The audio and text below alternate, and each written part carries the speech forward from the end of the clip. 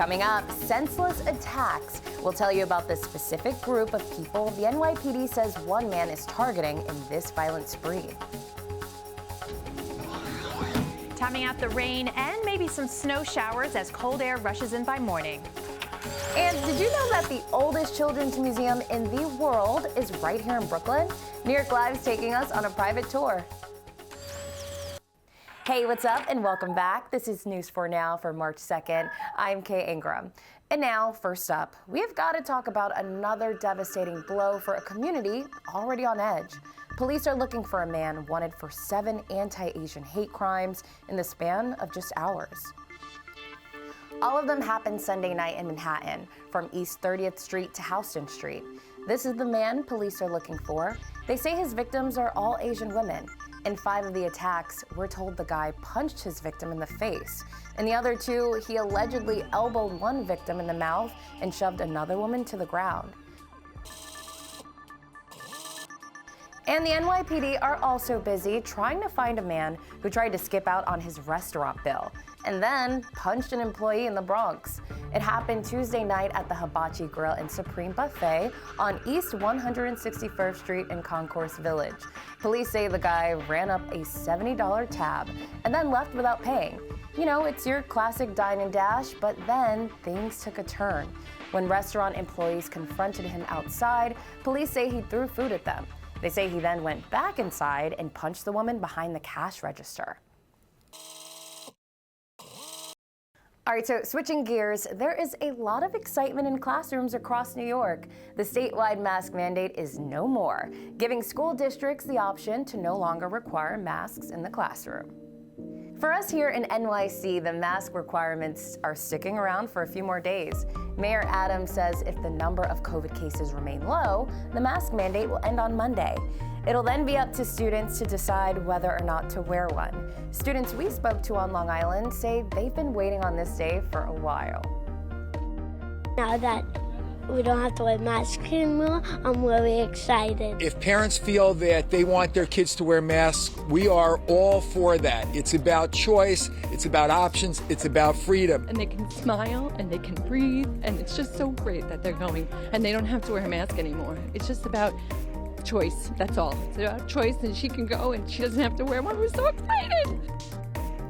Now, Governor Hochul says it's the dramatic drop in the number of COVID cases since the peak of the Omicron variant that motivated the drop of the mandate.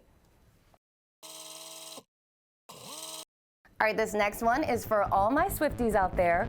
The historic Long Island mansion that was the backdrop for Taylor Swift's Blank Space video is off the market. The Winfield Mansion sold for more than $8 million last week. It was built in 1917 in Glen Cove by Frank Winfield Woolworth. Sound familiar? He's the founder of the Woolworth Company. When it was built, the 32,000 square foot private home was the largest in America. Hi there, I'm Storm Team 4 meteorologist Maria LaRosa. Hope you got to enjoy a little bit of some of that early spring sunshine. The clouds are coming back, though, pretty quickly. By late this evening, it's a clipper system, so just enough moisture out there, the clouds and some rain and snow. You can see mainly after midnight. By 3 a.m., some of that steadier rain through the city and Long Island. North and west, though, enough of a little snow burst. You may get a quick coating of snow before this moves out. And it's out pretty quickly. By 6, 7 a.m., most of us drying out and the skies start to clear. But the winds just brisk enough and out of the northwest that the wind chills going from the 30s and the 40s down into the 20s and the 30s, where they stay most of the day for tomorrow. So count on breezy and chilly for Thursday. Down to 38 in the city. High temperatures not much warmer than that, only heading into the low 40s. Now, we all know we are a city filled with museums, but only a handful of them are created just for our little ones. The Children's Museum in Brooklyn actually invites its fans to touch its exhibits. New York Live is here to take us on a private tour. Did you know that the oldest children's museum in the world is right here in the city? But that's not their only claim to fame. Today we're going to check out the Brooklyn Children's Museum to see all that they have in store for the season. And spoiler alert, it's pretty exciting. I know this is a children's museum, but when I walked in here, I was kind of like, this is cool. I want to hang out here. Well, Brooklyn Children's Museum is a place for all ages, Michelle. We're so glad you're here today. We're the first children's museum in the world, founded in 1899, which is an amazingly long history. We have our permanent exhibits, which are a mix of natural science and art and culture inspired.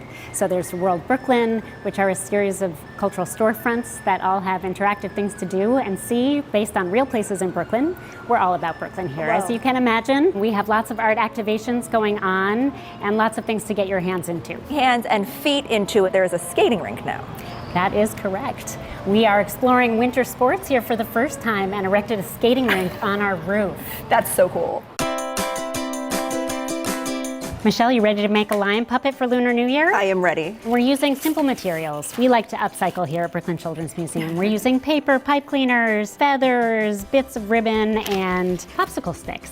Oh, perfect amount of tape. You must have done this before. Hey, look at that.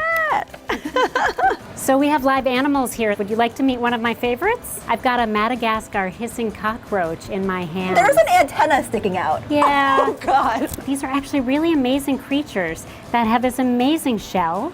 This is a male. It has horns on the front, and they hiss when they're a little, nervous or concerned, but I don't hear any hissing. I'm going to hold him. Okay. Okay. I just don't move? Is that what I do? You don't move. Oh, my God. Gonna nestle him in your hand. Look at you, you're a natural. Hi. Hannah, this has been quite the day.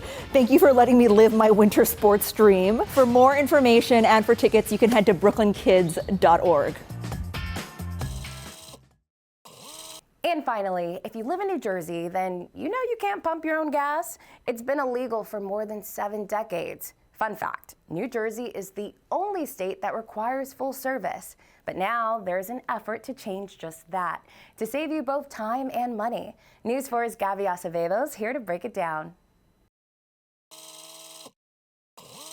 This time around, it appears that gas retailers are on board with the self-serve option. But for many in New Jersey, the question still remains, will this help bring down the price of gas? Since 1949, it has been New Jersey state law that gas stations are full service only. Now the battle over who pumps gas in the Garden State is on once again. A lot of people don't like to pump their own gas. It's going to save people money. It's at least 15 cents or more per gallon. Supporters of the bill say the option to pump your own gas, like everyone else in the country, could help struggling stations, while at the same time bring gas prices down. I think that people see this bill and they think, oh, they're going to stop serving us. I have members that have represented to me that they could lower the price as much as 23 cents a gallon. Everybody's cost of labor is different. Sal Risalvato of the New Jersey Gasoline Convenience Store and Gas Automotive Association says owners are struggling to find gas pump attendants, which has led them to change their position on this issue. And because New Jersey law requires that somebody pump your gas, they have to close if they don't have a gasoline attendant.